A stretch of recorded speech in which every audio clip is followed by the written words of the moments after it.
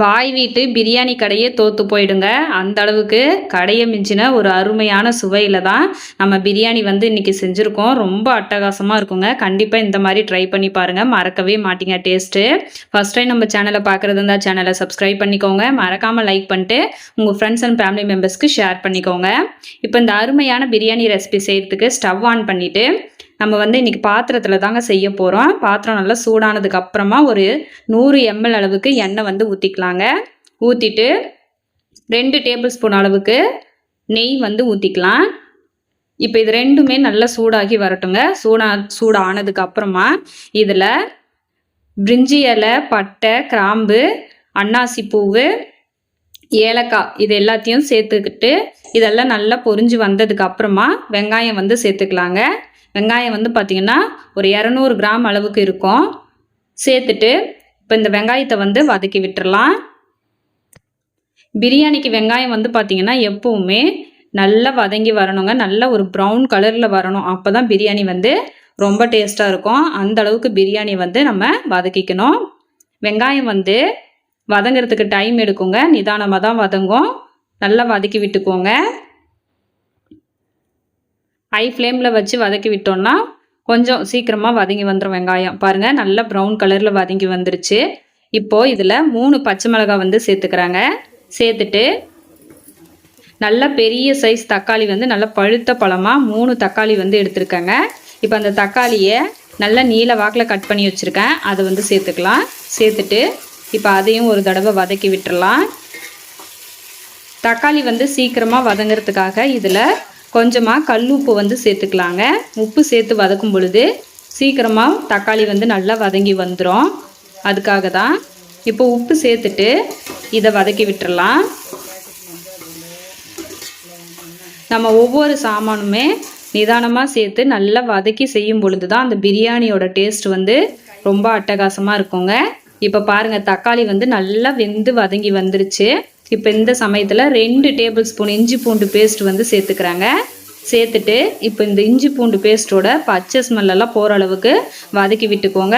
நம்ம இஞ்சி பூண்டு பேஸ்ட் வந்து சேர்த்து வதக்கும் பொழுது அந்த பிரியாணியோட வாசனை வந்து அந்த அளவுக்கு அட்டகாசமாக வரும். இப்போ இதில் சேர்த்து நல்லா வதக்கி விட்டதுக்கு அப்புறமா ஒரு கைப்பிடி அளவுக்கு புதினாவும் கொத்தமல்லியும் கட் பண்ணி வச்சுருந்தாங்க. இப்போ இதை வந்து சேர்த்துக்கலாம்.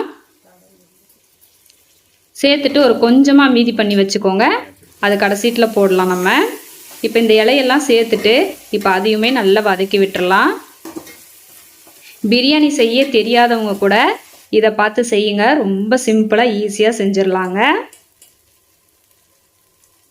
இப்போ தான் வதக்கி விட்டுட்டு வீட்லேயே நான் செஞ்ச தயிருங்க. இது நல்ல கெட்டியான ஃப்ரெஷ்ஷான தயிர்.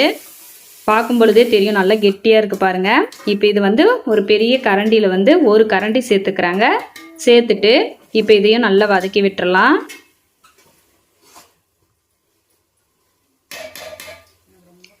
பாருங்கள் நல்லா வதக்கி விட்டாச்சு. இதெல்லாம் எல்லாமே நல்லா வதங்கி வந்ததுக்கு அப்புறமா இப்போ இதில் 1/2 டேபிள் ஸ்பூன் மஞ்சத்தூள், 1/2 டேபிள் ஸ்பூன் மிளகாத்தூள். இது வந்து வீட்டில் அரைச்ச மிளகாத்தூளுங்க. காரம் வந்து நல்லா உரைக்கும், ஆனால் கலர் இல்லை. அது 1/2 டேபிள் ஸ்பூன் சேர்த்துக்கிறேன். இந்த சின்ன டேபிள் ஸ்பூனில் 5 டேபிள் ஸ்பூனு மல்லித்தூள் சேர்த்துக்கலாம். 1 டேபிள் ஸ்பூன் வந்து கரம் மசாலா வந்து சேர்த்துக்கிறேன். இது வந்து பார்த்திங்கன்னா நான் இந்த பிரியாணிக்கு பிரியாணி மசாலா எதுவுமே சேர்க்கலைங்க. இந்த கரம் மசாலா மட்டும்தான் சேர்த்தேன். அதுவே சுவை வந்து அவ்வளோ அட்டகாசமாக இருந்தது. இப்போ கலருக்காக காஷ்மீரி மிளகாத்தூள் வந்து 1 டேபிள் ஸ்பூன் சேர்த்துக்கிறாங்க. சேர்த்துட்டு இப்போ இந்த மசாலாவோட பச்சை ஸ்மெல் போகிற அளவுக்கு நல்லா வதக்கி விட்டுறலாங்க. ஆல்ரெடி நம்ம சேனலில் நிறைய விதமான பிரியாணி ரெசிபிஸ் வந்து அப்லோட் பண்ணியிருக்கோம். நீங்கள் செக் பண்ணி பார்க்கணுன்னா நம்ம சேனல் பேஜில் போயிட்டு செக் பண்ணி பாருங்கள். அதே மாதிரி ரொம்ப நிறைய வீடியோஸ் வந்து நான்வெஜ் வீடியோஸ் வந்து போட்டிருக்கோம். அதெல்லாம் செக் பண்ணி பார்க்கும்பொழுது உங்களுக்கு ஒரு ஐடியா வரும். பார்க்குறது இருந்தால் போய் செக் பண்ணி பாருங்கள். இப்போ நம்ம சிக்கன் வந்து சேர்த்துக்கலாங்க. சிக்கன் வந்து பார்த்திங்கன்னா 1.5 கிலோ சிக்கன் வந்து நான் சேர்த்துருக்கேங்க. 1.5 கிலோ சிக்கனு, 1 கிலோ அரிசி, இதை சேர்த்து தான் நம்ம வந்து இன்றைக்கி பிரியாணி வந்து செஞ்சுருக்கோம். இப்போ சிக்கனை சேர்த்துட்டு இந்த மசாலாவோட நல்லா கலந்து வர்ற மாதிரி மிக்ஸ் பண்ணி விட்டுக்கோங்க. பாருங்கள் எல்லாமே நல்லா கலந்து வர்ற மாதிரி மிக்ஸ் பண்ணியாச்சு. இப்போ இது கூட உப்பு வந்து சேர்த்துக்கலாங்க. இப்போவே பிரியாணிக்கு தேவையான அளவு உப்பு வந்து சேர்த்துக்கலாம். அப்போ தான் அந்த சிக்கனில் வந்து உப்பெல்லாம் நல்லா இறங்கி அப்சர்வ் ஆகும் சிக்கனில். அதுக்காக சேர்த்துட்டு இப்போ கலந்து விட்டுடலாம். கலந்து விட்டுட்டு இப்போ தண்ணி வந்து ஊற்றிக்கலாங்க. ஒரு சின்ன டம்ளர் அளவுக்கு தண்ணி வந்து ஊற்றிக்கிறேன். ஊற்றிட்டு இப்போ கலந்து விட்டுடலாம். மிக்ஸ் பண்ணி விட்டுட்டு இப்போ நம்ம தட்டு போட்டு மூடி வச்சிடலாங்க. இது ஒரு 3 நிமிஷம் அளவுக்கு வேகட்டும். சிக்கன்லேருந்தே தண்ணி விட்டு வரும். நம்ம ஒரு டம்ளர் அளவுக்கு, சின்ன டம்ளரில் ஒரு டம்ளர் அளவுக்கு தண்ணி வந்து ஊற்றிருக்கோம். ஆனால் இதில் பாருங்கள் தண்ணி வந்து எந்த அளவுக்கு விட்டு வந்திருக்குன்னு. இப்போ 3 நிமிஷம் கழித்து ஓப்பன் பண்ணிவிட்டு நம்ம பிரியாணிக்கு தேவையான அளவு தண்ணி வந்து சேர்த்துக்கலாங்க. இந்த டம்ளரால் அரிசி வந்து 3 டம்ளர் அரிசி வந்து எடுத்திருந்தாங்க. இப்போ இதில் 2.5 டம்ளர் தண்ணி வந்து ஊற்றிக்கலாம். ஆல்ரெடி 1 டம்ளர் அளவுக்கு தண்ணி வந்து இருக்குது. சிக்கனில் விட்டு வந்து தண்ணியும் இருக்குது, நம்ம ஊற்றின தண்ணியும் இருந்தது. இந்த தண்ணி வந்து கரெக்டாக இருக்கும். ஏன்னா நான் அரிசி வந்து முன்னாடியே ஊற வச்சிட்டேன். அரிசி வந்து நல்லா ஊறி வந்துருச்சுங்க.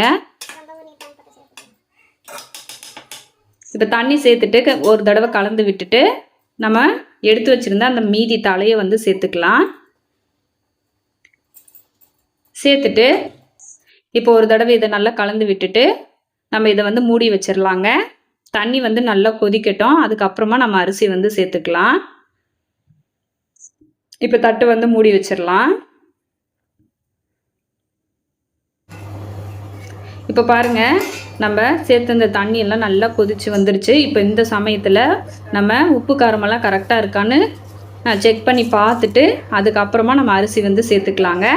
அரிசி வந்து நல்லா ஊறி வந்துருச்சு. அதனால் அரிசி வந்து சேர்த்துட்டு நான் வந்து கிண்டி விடலைங்க. கிண்டி விட்டால் அரிசி வந்து உடையிறதுக்கு வாய்ப்பு இருக்குது. அதனால் லைட்டாக இந்த மாதிரி பரப்பி விட்டுட்டு நம்ம தட்டு வந்து மூடி வச்சிடலாம். அரிசி நல்லா வந்து ஊறி வந்துருச்சு. அதனால் இப்படி சேர்த்து பரப்பி விட்டுட்டு இப்போ தட்டு வந்து மூடி வச்சிடலாம். ஹை ஃப்ளேமில் ஒரு 2 நிமிஷம் வேக வச்சுட்டு அப்படியே மீடியம் ஃப்ளேமில் மாற்றிட்டு மேலே ஒரு வெயிட்டு நல்லா தண்ணி, ஒரு பாத்திரத்தில் நிறைய தண்ணி பிடிச்சி வச்சுருங்க. அப்போ வந்து நல்லா தம் போட்ட மாதிரி இருக்கும் நமக்கு பிரியாணி. இப்போ பாருங்கள் ஸ்டவ் ஆஃப் பண்ணிட்டேன். பிரியாணி வந்து நல்லா சூப்பராக உதிரி உதிரியாக அருமையாக ரெடி ஆகிடுச்சு பாருங்கள். சிக்கனும் நல்லா அட்டகாசமாக வெந்து வந்துருச்சு. சாஃப்டாக வெந்து வந்திருக்கு. அரிசி ஒன்று கூட உடையலைங்க. நல்லா உதிரி உதிரியாக அருமையாக ரெடி ஆகிடுச்சு. நல்ல கமகமன் வாசனையாக இருக்குது. டேஸ்ட் வந்து அடிச்சிக்கவே முடியாதுங்க. அந்த அளவுக்கு ரொம்ப சூப்பராக இருந்தது பிரியாணியோட டேஸ்ட் வந்து. ரொம்ப ஈஸியாக, ரொம்ப சிம்பிளாக, கடையை மிஞ்சின ஒரு சுவையில் வந்து நம்ம வீட்டிலே சிக்கன் பிரியாணி அருமையாக செய்யலாங்க. கண்டிப்பாக இதே மாதிரி நீங்களும் இதே அளவுகளோட செஞ்சு பாருங்கள். அட்டகாசமாக வருங்க. அருமையாக பிரியாணி வந்து சிக்கன் பிரியாணி ரெடி ஆகிடுச்சு. மட்டன் பிரியாணி இதே மாதிரி தாங்க செய்யலாம். கண்டிப்பாக ட்ரை பண்ணி பார்த்துட்டு உங்களோட கமெண்ட்டை சொல்லுங்கள்.